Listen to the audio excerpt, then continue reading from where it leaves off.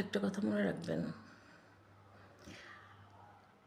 আপনি যেমন ভাবেন একজনের সম্পত্তি মেরে খাবেন, একজনের উপরে মব সৃষ্টি করবেন, একজনের ক্ষতি করবেন, তেমনি আপনার দেখা দেখি অন্য কেউ কিন্তু এরকমই চিন্তা করবে।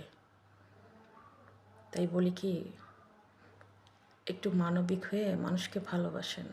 মানুষ না বেশি দিন বাঁচে না।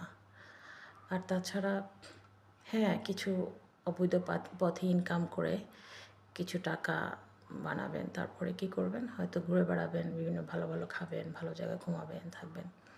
কিন্তু এরপর না মানসিক শান্তিটা পাবেন কি না এটা আমি জানি না, হয়তো পাবেন, জানি না। কিন্তু তারপরে দেখবেন মানবিক মানুষ এবং সৎ মানুষ হয়ে দেখবেন আপনার মাথা সবসময় উঁচুই থাকবে, নিচু হবে না সব জায়গায়।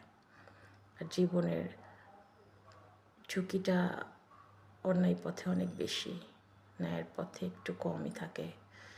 জীবনের ঝুঁকি আর কি। বেঁচে থাকা যায়, কিন্তু অন্যায় পথে ইনকাম করে বেঁচে থাকাটাও রিস্ক হয়ে যায়। জানি না আপনাদের মতামত কি, আমার কাছে মনে হয়, তাই বললাম। ভালো থাকবেন, আল্লাহ হাফেজ।